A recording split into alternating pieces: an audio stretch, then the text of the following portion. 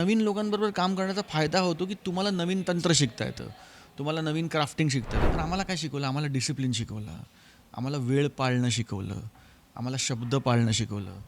आम्हाला कॅमेराशी दोस्ती करणं शिकवलं. सृष्टीमध्ये ही गंमत आहे, की तो जो रिस्पेक्ट आहे किंवा तो जो आदर आहे, तो आपण कधीच we never cross our line. Rohit Mane आणि प्रथमेश ज्यावेळेला म्हणतात की सीन करत असताना कॅमेरासमोर वावरणं कसं आहे किंवा तू त्यांच्या टायमिंगचं कौतुक करतोस, पण त्या ज्या गोष्टी आहेत आम्ही स्वप्नील दादाकडे बघून शिकलो असं ज्यावेळेला म्हणतात, एकदम त्या सगळ्या गोष्टीचं तू कशा पद्धतीने स्वीकारतोस? कारण ज्या वेळेला चेकमेट किंवा बाकीच्या सगळ्या गोष्टी तुझ्या आयुष्यातलं एक वेगळं पर्व सुरू होत होतं 2006-07चा काळ ते आत्तापर्यंत 2025पर्यंत मागे वळून पाहताना नेमकं काय वाटतं आणि आत्ता येणारी नवीन पिढी आहे?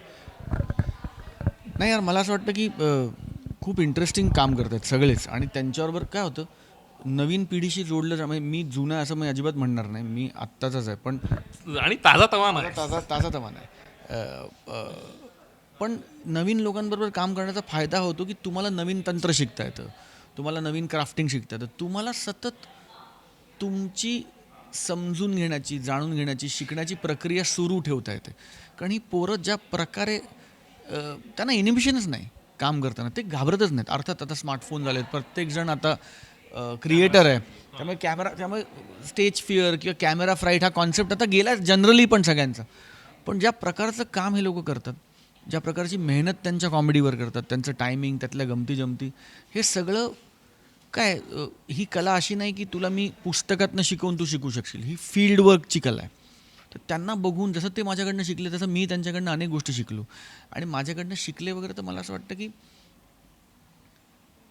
आम्हाला ज्यांनी शिकवलं म्हणजे अशोक मामा असतील, सचिन सर असतील किंवा माझे हिंदीतले अनेक लोक असतील, तर आम्हाला काय शिकवलं? आम्हाला डिसिप्लिन शिकवलं. आम्हाला वेळ पाळणं शिकवलं. आम्हाला शब्द पाळणं शिकवलं. आम्हाला कॅमेराशी दोस्ती करणं शिकवलं.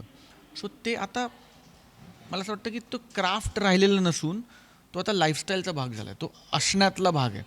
सो ते या पोरांकडे कमी वाटलं मला. वाटलं कारण पिढी म्हणूनच तो जो एक फोकस पाहिजे किंवा जो एक तर तो पण त्यांच्याकडचं पोटेन्शियल जर तू बघितलंस तर इतकं कमालीचं काम करतात सगळे. आणि मला नेहमी असं वाटतं की आपल्या मराठी चित्रपटसृष्टीमध्ये ही गंमत आहे की तो जो रिस्पेक्ट आहे किंवा तो जो आदर आहे तो आपण कधीच we never cross our line. म्हणजे कोणी किती काही म्हटलं तरी आज अशोक मामांना आपण अशोक मामाच म्हणतो. ते घरच आहे माझं. म्हणजे अशोक मामांना पद्मश्री मिळतो तेव्हा प्रत्येक मराठी माणसाला वाटतं की मला पद्मश्री मिळाला आहे. That is how you have relationships with these people. Correct. आणि तो आपला बाज आहे. तो मराठी असण्याचा आपल्या अस्तित्वाचा बाज आहे. सो ही मुलं जेव्हा दादा म्हणतात किंवा ते म्हणतात की तुझ्याकडनं काहीतरी शिकावं असं वाटतं किंवा शिकलो, तेव्हा जबाबदारी वाढते.